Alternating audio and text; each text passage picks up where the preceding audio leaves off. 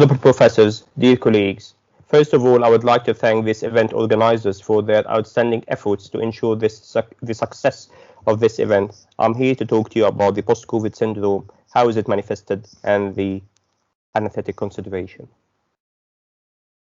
First of all, COVID is not just a viral pneumonia, and this is actually due to the mechanism of binding between the viral spikes and the ACE2 receptors. ACE2 receptors are highly expressed throughout the body in the heart, kidney, lung, vascular endothelium, and muscles. Is post-COVID syndrome a real or a myth? According to the National Institute of Health and Care Excellence, post-COVID syndrome are symptoms and signs after an infection consistent with COVID-19, which continue for more than 12 weeks and cannot be explained by alternative diagnosis. Here we can see the infographic timeline from the viral exposure being a PCR positive and start of the respiratory symptoms being PCR negative and the development of post-COVID syndrome after 12 weeks.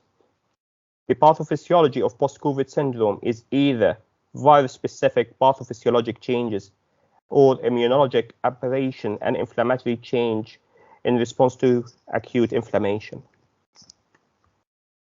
Here we can see the virus S spike bind to ACE2 receptor. And here we can see the virus attacking the mitochondria, impairing its ability to utilize oxygen to build ATP. This explains why the patients feel achy, tired, and breathless. Here is the mitochondria in presence of SARS-CoV-2, which lead to increase in mitochondrial fusion, which lead to iron overload and oxidative stress and apoptosis. Increase in the active oxygen species, impaired mitophagy and platelet apoptosis. How is it manifested? Dyspnea with 42 to 62% prevalence at 60 to 100 days post-infection. Persistent cough, which is either due to neural activation or neural infection, according to the illustrated slide here. Decrease in the 6-minute walking distance, as the Chinese study showed 1/4 of the patient after 6 months start to suffer from decrease in the 6-minute walking distance. Persistent hypoxemia and need for oxygen and CPAP while sleeping has been found in 6.6% of the patients, according to the American study. Decrease in the diffusion capacity is most common physiologic impairment in post-COVID-19, and it's related to severity of the infection, according to the Italian study. Restrictive lung disease pattern has been found in hospitalized COVID-19 survivors at 3 to 6 months post-COVID, according to this study. Hematologic manifestations. Thromboembolic events with median duration of 23 days post-discharge. Also, this study showed that 3.7% cumulative incidence of bleeding at 30 days post-discharge. Another study showed that the rate of symptomatic VTE in patients after hospitalization for COVID-19 was 2.6% at 42 days post-discharge. According to this slide, the mechanism of thromboembolic manifestations is either hyperinflammatory or hypercoagulative state. And here on the right side of the slide, we can see the thromboinflammation pathway, and here we can see the complement pathway, which lead to thromboembolism. The risk is linked to the duration and severity of the hyperinflammation state, actually. Cardiovascular.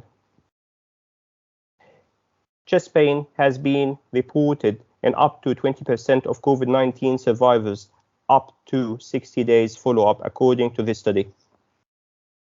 Palpitation has been reported in 19% of the patient, according to the Chinese study.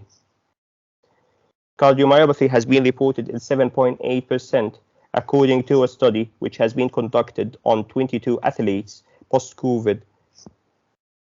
Cardiac MRI imaging has been done, and it's actually showing that 58% had abnormal findings.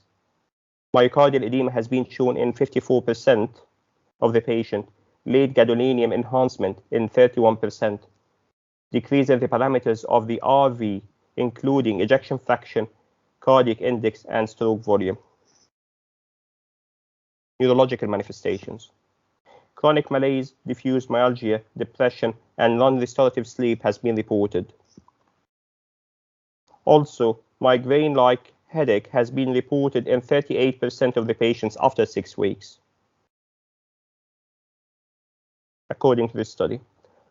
Loss of smell in 10% of the patients up to 6 months. And this is how we can manage the loss of smell is either by olfactory training or by intranasal steroids. Brain fog may be due to deconditioning and post-traumatic stress disorder. However, it has been found actually in mild COVID-19, some patients still suffer from brain fog, and this is actually due to dysautonomia. New psychiatric symptoms such as post-traumatic stress disorder and insomnia has been reported in up to 30% of the patient, according to the Italian study. Another multi-center study, which has been conducted in almost 62,000 COVID patient survivors in 54 healthcare organizations, and this has showed that 18.1% of the patient started to suffer from psychiatric symptoms. Acute disseminated encephalomyelitis has been reported in 2 case reports.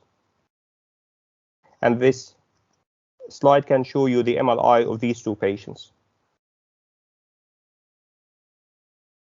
The mechanism of contributing to the neuropathology is either direct viral infection, severe systematic inflammation, microvascular thrombosis, or neurodegeneration. Renal manifestations, such as decreased estimated eGFR, has been reported in 35% of the patient at 6 months post-COVID, according to the Chinese study. COVID-19 associated nephropathy is characterized by collapsing variant of focal segmental glomerulosclerosis, especially in some patients with APLO1 allele, which put them at risk of nephropathy. Endocrine, such as new onset of diabetic ketoacidosis without known diabetes. 3 case reports has been reported. Also, subacute thyroiditis and autoimmune thyroid disease, such as Hashimoto and Graves' disease, has been reported. These are the lists of ongoing studies about post-COVID syndrome around the world. In June 2021, the Association of Anaesthetists of Great Britain, in conjunction with the Royal College, released this recommendation regarding COVID-19. They recommended to postpone the surgery and avoid it up to 7 weeks after the COVID-19 infection. And if there is a symptom such as persistent shortness of breath, cognitive impairment, persistent changes in chest X-ray and CT, persistent hypoxia and desaturation, persistent tachycardia, the patient has to be referred to the perioperative clinic. If there is cough for more than 12 weeks, the patient should be referred to a diagnostic pathway to exclude lung cancer. Take-home message. Always look into the wider picture and think about the collateral damage which has been resulted by the COVID-19. Respiratory symptoms, if last for more than 12 weeks, consider doing 6-minute walking test, pulmonary function test, chest X-ray, and pulmonary embolism workup. Also, consider extended thromboprophylaxis for high-risk survivors. Always think about early renal follow-up with a nephrologist after discharge of the patient from COVID-19 and occurrence of AKI.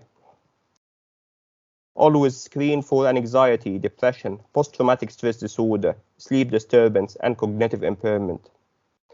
Consider early rehabilitation for the patient, patient education.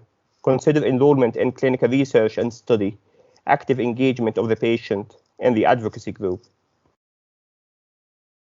Thank you.